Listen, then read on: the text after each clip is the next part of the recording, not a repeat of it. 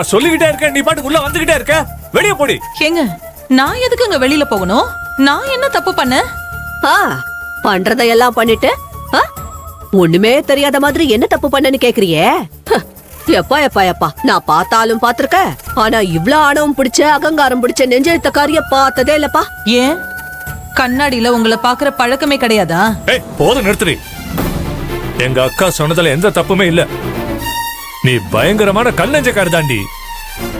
அதனாலதான் நீ பெத்த பொண்ண உன் கண்ணு முன்னாடியே நாங்க ஹாஸ்பிட்டலுக்கு தூக்கிட்டு போறத பார்த்ததுக்கு அப்புறமும் அவளுக்கு என்னாச்சோ ஏதாச்சோன்னு துடிச்சு போய் ஓடி வராம அந்த வக்கத்தவனுக்கும் அந்த வாட்டர் கேன் காரிக்கும் சாந்தி முகூர்த்தத்தை ஏற்பாடு பண்ணிட்டு நிதானமா வந்து நிக்கிற.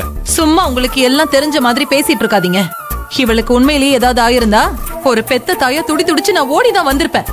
ஆனா இவ கல்யாணத்தை நிறுத்த முடியாம போச்சேங்கிற டென்ஷன்ல ஏதாவது குழப்பத்தை பண்ணணுங்கிற பிளானோட மயக்கம் போட்டு விடுற மாதிரி நடிச்சா. அவ மட்டுமா?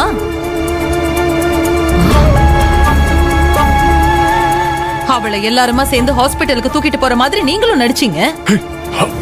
உங்க எல்லாரோட நடிப்பும் தெரிஞ்சதுனாலதான் நான் வரல. அது தப்பா? உன்னை அப்படியே கழுத்து நடிச்சு கொல்லலாம் தோணுது. யார் நடிச்சா? யார் நடிச்சாங்கற? என் பொண்ணு மயக்க வந்த மாதிரி நடிக்கல. நாங்களும் அவளை ஹாஸ்பிட்டலுக்கு தூக்கிட்டு போற மாதிரி நடிக்கல. என் பொண்ணு விஷத்தை குடிச்சிட்டாடி. விஷத்தை குடிச்சிட்டா.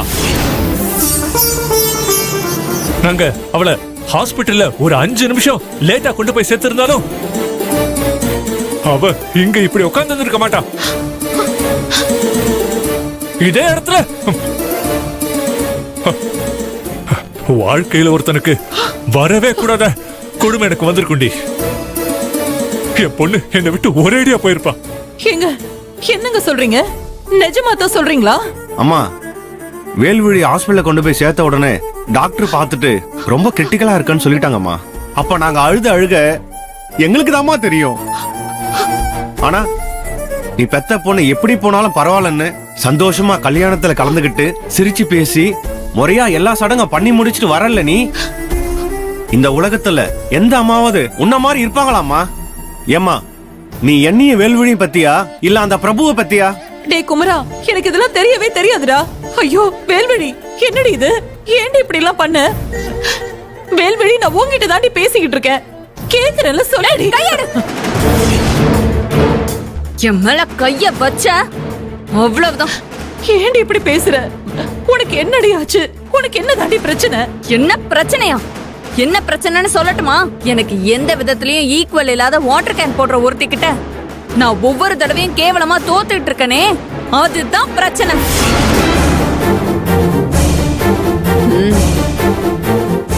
எந்த அம்மாவா இருந்தாலும் எப்பவும் தான் பெத்த பொண்ணுக்கு தான் சப்போர்ட்டா இருப்பாங்க. ஆனா நீ எனக்கு சப்போர்ட் பண்ணாம அவளுக்கு சப்போர்ட் பண்ணிட்டு இருக்க பாரு, அதான் பிரச்சனை. நான் செத்து ஒழிஞ்சாலும் பரவாயில்ல, ஆனா அவளை நல்லபடியா வாழ வைக்கணும்னு ஆசைப்படுற பாரு, அதுதான் பிரச்சனை.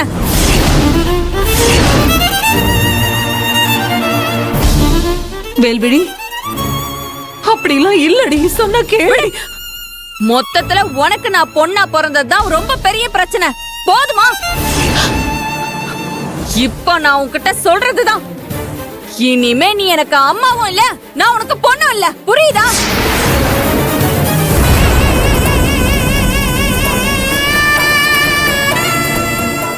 வேல்விழி, நீ என்னடி பேசுற? நீ இத்தனை காலமும் இப்படிதான் இருக்க, இனிமே நானும் இப்படிதான் இருக்க போறேன். வேல்விழி நில்லுமா, சொல்றது கேளுமா.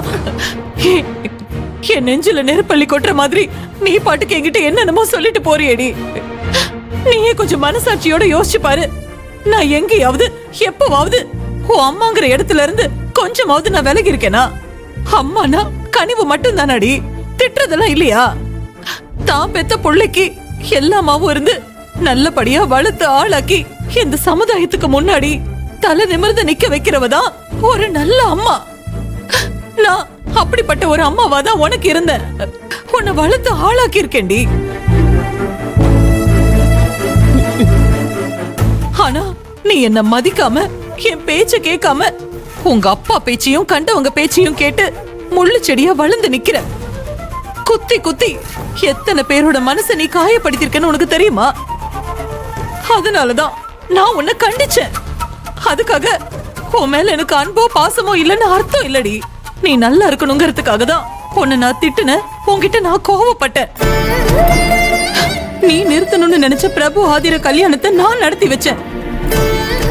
ஆனா உனக்கு ஒண்ணுன்னா நான் துடிச்சு போயிடுவேன் வேல்விழி. ஏய் நிறுத்துவோம் டிராமாவை.